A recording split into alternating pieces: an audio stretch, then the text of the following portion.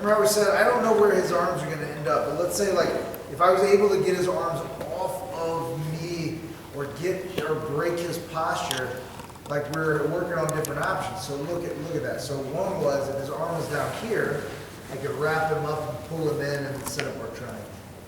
If his arm was over here, we could set up our head and arm choke / scissor sweep. Okay? If his arm was over here, we could do our grapevine to the butterfly hook or stretch him out and get up. Okay? So we just dealt with his hand being in all the major spots of the kind of hot lava drill, okay? So one thing we haven't dealt with, and this is something that, again, is a thing that I work with my MMA guys, and I wish I was better at this back when I was fighting. I got a lot better at this after I was retired, unfortunately. But it's the idea of, a lot of times when you watch guys in fights, especially MMA fights, but it could be street too, is that when they can't get up, this guy on top starts punching, and they get some momentum going, and they start hitting, and you're going to be just kind of covered up and moving, and try to pull them in, but you can't pull them in because they have good posture. So sometimes I can't pull him in using the hot lava drill. I can't pull him in, or maybe I'm getting hit, and I just can't get my arms and legs in coordination, okay? So this drill I work with my guys, again, some of them are getting pretty good with it. I like this drill a lot. It's like, again, it's a way to make him use a lot of his energy and not much of mine. I call it the meat hooks, okay? And it's basically the idea is that when he starts throwing punches, of course I would rather not eat any of them.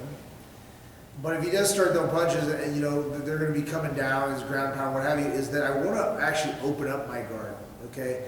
And I want to try to like cast the widest net. And what I mean by that is, it's kind of like in Muay Thai. If I was like standing up and someone's going to throw, I saw someone throw a kick at my lead side, but you don't know the trajectory. You can't necessarily guess it. So you see a lot of Thai fighters, do this because, look, I'm going to pick it up all the way down my forearm, all the way to the tip of my toes. Okay, so that's why you see them check a lot like that, and then come back with whatever they're going to fire. So same idea with this. Is that I want to try to catch him, whatever he throws, without guessing the trajectory of his punch and getting my face punched in. So I'm here covering, and he might throw a couple. All I'm going to do is stop right there where he punches out there. I'm going to bring my leg in, okay? So look at how my knee all the way up to my hand is here, okay? So I'm going to do that fast. I'm not going to wait till I get hit a couple times. If I already know, I'm going to be trying to break his posture and pull him in. If I can't, I'm going to put my leg up. So now I'm just going to still let him kind of try to hit me. But as those punches come in, my hand are going to turn into a grappling hook. So what's going to happen is as soon as I feel contact, my hand's going to come down and catch, okay? Just like this.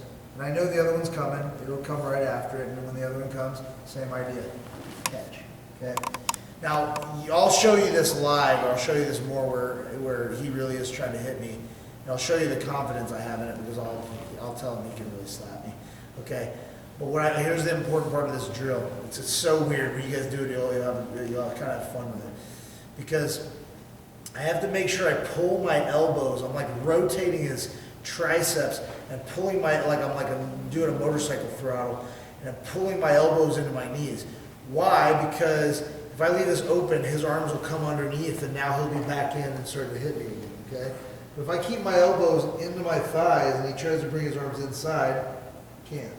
He tries to bring his arms over, can't. But guess who's carrying all of our weight? It's not me. And the harder he works, the harder he tries to punch me, the harder he works. So if I get in this position, and again, I'll show it when we're setting it up with a little bit more contact. But I'm just going to hang here. My feet are not in his hips, and they won't be. I'm floating. I'm holding his arms. This suitcase grip is extremely strong. So I'm just going to hold here. And now I'm going to say, like, Tommy, I want you to try to hit me. Like, try to hit me in the face. Come on, you get it. Come on. No. Who's working harder? Definitely not me. And here's what happens is when guys start doing this, what do you think he wants to do with his body so he can feel like he can get a little more power on it? Stand up. He wants to stand up. So when he starts to put a leg up or two legs up and he starts to try to get above me to hit me, now my feet are in the hips and he's going flying. I'm not gonna do that about nicely. I'm gonna leg press it to that window. Well, no, that's right. You know what I'm saying? I'm gonna fling it.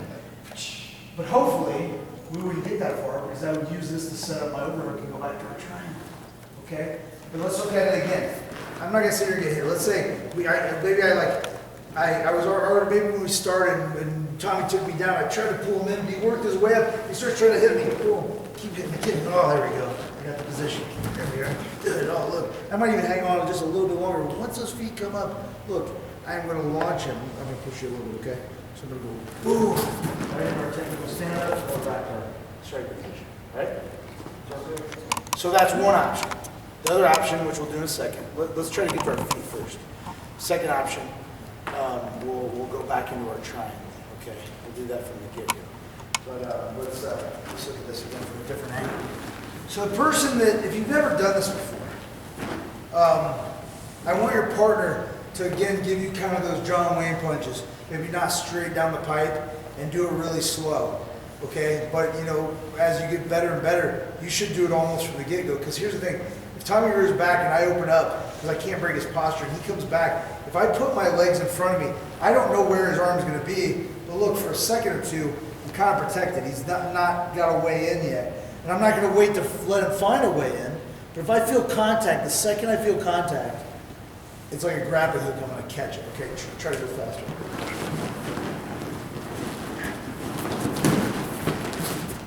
Make sense? That's what I want. Just got 1, 2, 3.